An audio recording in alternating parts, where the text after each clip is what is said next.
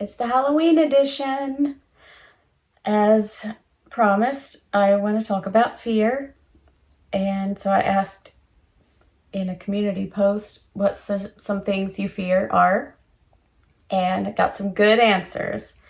And, some answers like something happening to a loved one, accidentally or unintentionally hurting someone, something happening to a companion animal, and then fears of forces of nature like fire and deep water, and then the things associated with those, drowning and burning, and then a variety of creepy crawly critters, and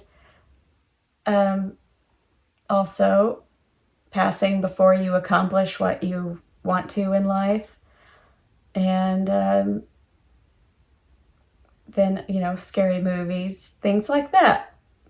So a really unique one to me was anesthesia that really stood out, and that is the stuff of nightmares if you think about it too much, which I don't recommend. It's oh my gosh, I'm afraid of the idea of surgery. I don't like hospitals. I don't want anything. I don't want any part of any of that. So yeah, anesthesia being just another part of all that to fear. And another one, or maybe two, said being singled out in a group or being the center of attention. So I won't single out anyone by saying who said which fear, but the post is there if you want to check out all of them. And so I wanted to discuss some of my fears and what I've done to help overcome a couple of those, and some that I have not and probably never will.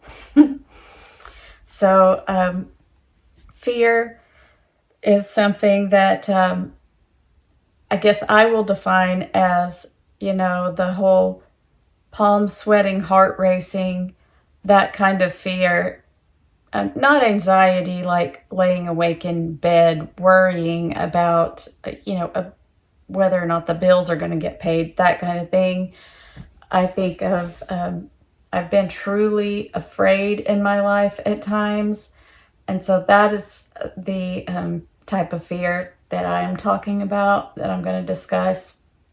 And so, oh yeah, madness was also mentioned in that list, and that one is definitely one of my fears. So when I was a kid, fear was basically the emotion that I felt the most frequently. I lived in a state of fear quite frequently, and it mostly had to do with punishment. I was afraid of punishment, both in this life and in the afterlife. I didn't have any hope of any escape from punishment. And I was terrified of it. So I like to watch The Mindful Gamer and listen to his stuff sometimes while I'm at work. And he was playing a game one day, and I can't even remember the name of the game, but it was some scary video game. And it had a jump scare. And he went on a rant about jump scares. And it was pretty funny. And he mentioned, that it kind of took him back to that something in childhood, and what he described what I kind of call the sneak attack punishment, where you're there playing, minding your own business, not aware that you're doing anything wrong. And instead of someone alerting you of the fact that you're doing something wrong, and by telling you, stop doing that, you don't need to be doing that, they just out of nowhere hit you and punish you in a physical way. And, the jump scares definitely were a thing in my early childhood. So I totally relate to him not not liking that. But I think being so much older, I think I've probably just confronted that a whole lot more and gotten a little bit more used to it. Sometimes I worry that my adrenaline is just completely kaput. So I don't know. Um, it's like, so whenever I was a kid, though, I was really concerned about things that I learned in church. And I was terrified of the things that I heard in church. And I took everything literally. So I was, you know, having nightmares very frequently about things having to do with all of the mythological creatures surrounding um, church and mentioned in the Bible. And my neighbor had a dog named Demon. He was a Doberman, and points for them. He was uncropped, so I don't like it when people do that to dogs. That seems unnecessary, but that made his appearance look more menacing and kind of raggedy, if you will. So the dog Demon was the only real physical representation I had to, help me envision the things that they were talking about in church. And I guess I kind of got confused and thought that that's what demons were. And so I was terrified of Demon because, they tell you at church, they'll make you do terrible things and they'll punish you and they'll torture you and they're awful. So I was terrified of this dog. Anytime he would come nosy around in our trash, hang out in our yard sometimes, and I was afraid to go outside if Demon was there. And that was just a connection that my my child brain made with that. And I grew out of that. And I knew that was a dog and not what they had named him. But I was still conditioned to be scared of those things that I hadn't actually seen any evidence of in real life. So my imagination just took over once once I realized that a demon wasn't an uncropped Doberman. So I still had nightmares, and I still, after I went to college even, and I was just like, this is ridiculous. I'm losing my religion. I'm getting away from this stuff, and I'm so conditioned to be afraid. I would start to relax, and then I would just, tense up, like thinking about it, having those images just pop into my brain unwanted. And so I was really terrified of all of those things until I was an adult. And so I thought there's just got to be a way for me to get over this. And I enjoyed some scary stories like Interview with the Vampire. I had completely obsessed over the Vampire Chronicles, which, it does mention, the demons and stuff in there and there's, the Vampire Chronicles have a lot of religious themes. So that was one way I started to confront that fear, by reading those books. And, I loved the characters in those books, and it just, it was something I could immerse myself in. And if anything started getting overwhelming, I could just put the book down. And watching scary movies eventually, moved on to watching like Ghost Adventures and Ghost Hunters and those kinds of things. And, I even believed in the possibility of ghosts long after I lost any faith in anything else. until I watched those shows, and I was like, well, none of this is real. This is all just like there's nothing out there for me to be scared of.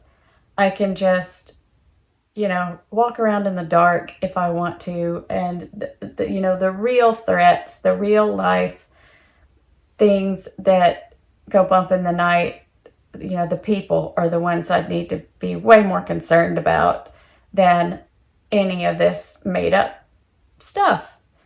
So I stopped worrying about imaginary things and started worrying about real ones. But, just movies, playing video games, and reading books, those are a great way to confront your fears. And I think in a lot of ways, knowledge is the best thing to combat fear. And it's definitely helped me overcome my share of fears. So just immersing yourself in the knowledge of something, if you fear it, then a lot of times fear comes from the unknown and not understanding, and in a lot of cases, ignorance of something. And the only scary movies that I don't like are the ones where it's basically ignorant human beings delighting in violence. And so that is the scariest thing on the planet to me, is ignorant humans delighting in violence. So that is like committing acts. I guess someone out there would probably say, well, you watched Game of Thrones. There's so much more to it than violence. If you read the books, there's layers and layers of just philosophy and history and horror, sci-fi. It's fantasy. It has all of it. So, but that's not exactly what I'm talking about. A good example of what I'm talking about is I like Rob Zombie's music, but I cannot handle his movies. The characters are exactly what I'm describing. So if you want to know what I'm talking about, just watch House of Wax or something. So I just think that sometimes those types of people, they fear something and then they get angry that it made them afraid. So instead of becoming smarter and stronger, they decide to just try to destroy their fear by destroying the thing, and that doesn't work. Let's use spiders as an example, because a lot of people are afraid of spiders. Let's say you have a spider in the corner of your room. All that guy is doing is he built this little web, and he's up there catching the mosquitoes that keep you awake at night, just chilling in your house, doing a little bit of good. But since you don't know anything about spiders and you're repulsed by spiders, you decide to smash it. Well, you didn't do any good. That spider had as much a right to life as you. And your fear of spiders is still there. Spiders still exist. That one individual spider just does not. And so it might be good to study that spider for a little while, to pay attention to the spider, to see what patterns he's weaving, to see how many things he's catching. And if you do smash the spider, I hope a mosquito keeps you awake tonight. But seriously, learning about things can help dispel the fear of the thing. In one of Arya Stark's chapters in Game of Thrones, the words "fear cuts deeper than swords" is one of the quotes. And I can't remember if she says it or if her sword dancing master, Syrio Forel, says it, but fear cuts deeper than swords. And I really think it does, because so many times, like, the fear of a thing is so much worse than the actual thing. And like spiders, again, I wasn't too crazy about them. I hadn't lost any sleep over them either. But I had a neighbor at an apartment complex one time. I just refer to him as Metalhead Keith because I don't know his last name, but he was a good neighbor. And one day I came home from work and he was out and he's like, "Do you want to hold my tarantula?" And I was like, "Sure." And he acted like he was a little taken aback that he didn't expect me to want to hold his tarantula. And yes, it was actually a spider, actually a tarantula. And so I thought, well, it's kind of scary thinking about this is just a really big spider, but it was like holding a little animal. It was just like no different to me than holding a mouse or a hamster or whatever. So that fear was, any fear that was there was conquered. Because, yeah, I admit at first I was like, ooh, I don't know. And then curiosity got the better of me. And I'm glad it did in that case. So I learned something. And things that I fear, though, like I mentioned, madness. The fear in that is I always like to have some kind of anchor in reality, and science is my anchor. And I've seen people that I thought were very intelligent and, good people that sort of kind of lost their anchor in reality sometimes and, become science deniers. And I, didn't know what to do because I couldn't even give like factual information to them without it being doubted, argued with, and dissected.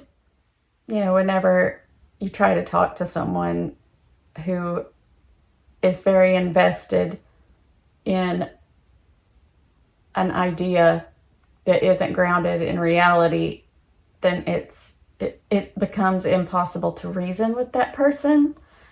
And I always want to be able to be reasonable and to be reasoned with. And I think that madness, that is so scary because, when did Saruman abandon reason for madness? Is one of those quotes in Lord of the Rings that is just like, wow, he did. He totally did. And, he's a smart guy, obviously, but definitely the madness took him. So it's also, evident in Game of Thrones. So I read these books and I read about madness, and I can't, since it's not something you can dissect literally and learn about because it varies so much from person to person, it's still a fear that I have not yet overcome. And, having dementia in my family, like senile dementia and Lewy body's dementia, seeing those people lose their memory, and in the case of the Lewy body's dementia, you see things that aren't there. And, that's something that I'm kind of aware of might be my fate if I make it that far down the road. And that's a scary thought. And, I do not relish the thought of losing my best memories of my dogs and things like that. So that is a real fear. And, when I think about all of the things that could come about as a result of madness, it does make me feel like completely overwhelmed. Not quite to the degree that that like a physical threat does. Like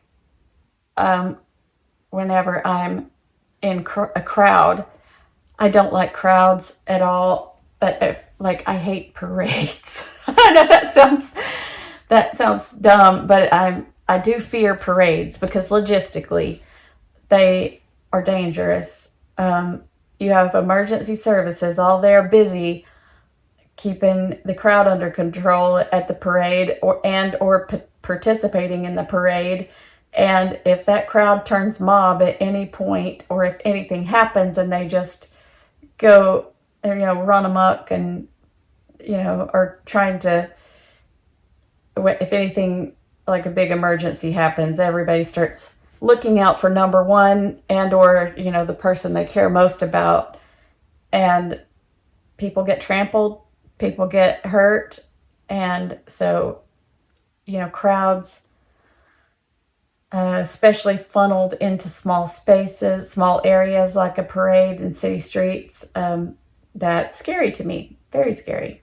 And it makes me kind of feel like when I'm actually in one, like I went to a parade a couple of years ago, which will probably be my last, I do get the sweaty palms. At that time, it was so hot outside, it was really hard to tell, but it's a different kind. It's like cold, clammy, sweaty, and the racing heart and wanting to run away as far as I can into, the most open of open spaces I could find. And just run to the hills. Just like Iron Maiden says. So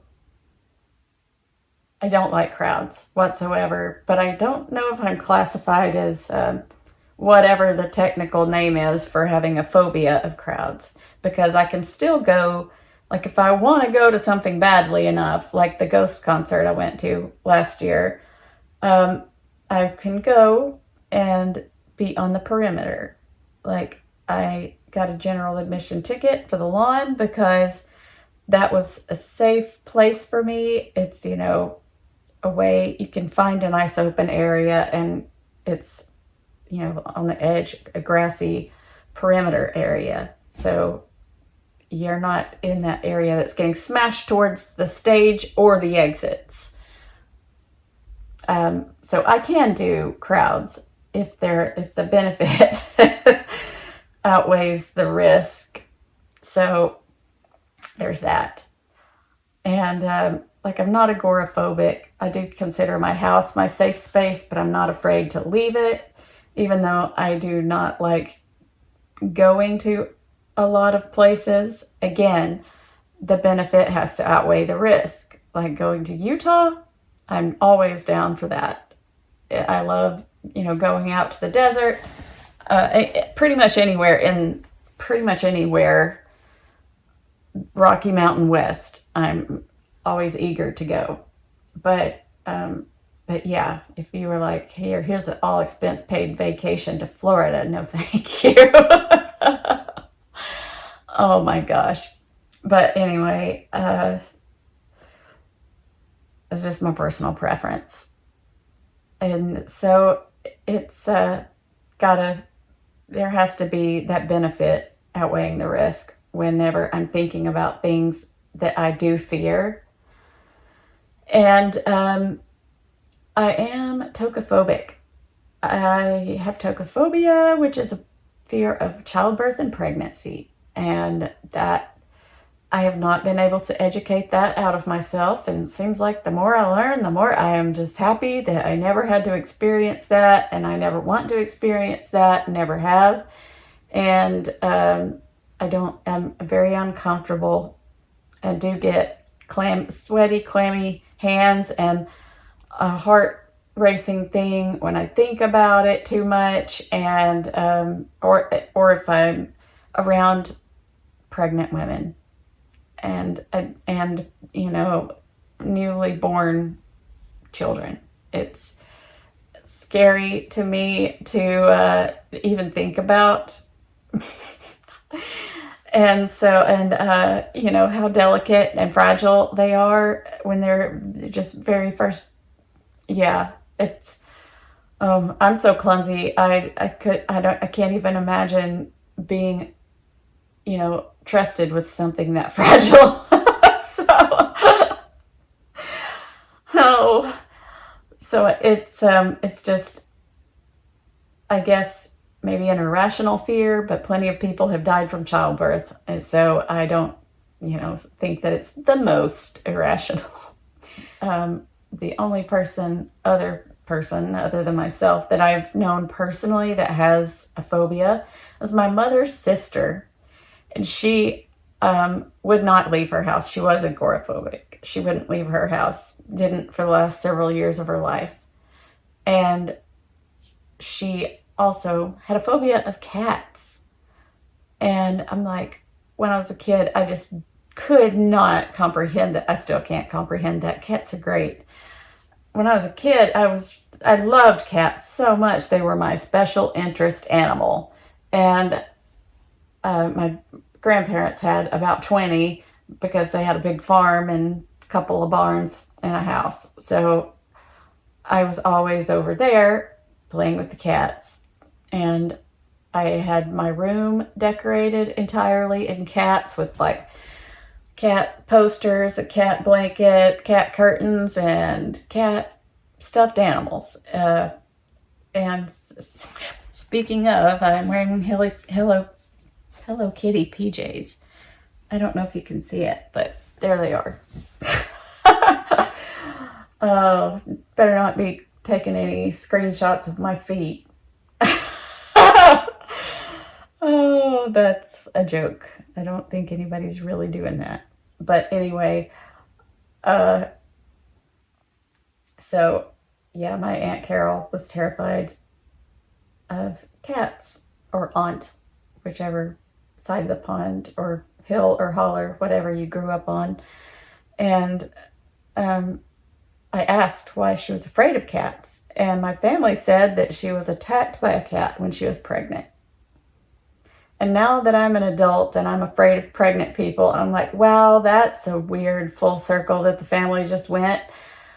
I'm afraid of pregnant ladies and love cats, and my aunt was pregnant and got attacked by a cat and therefore got a cat phobia.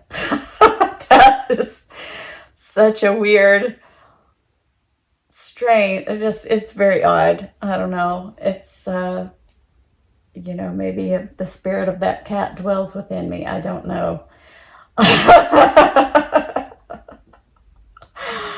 That's so strange to me.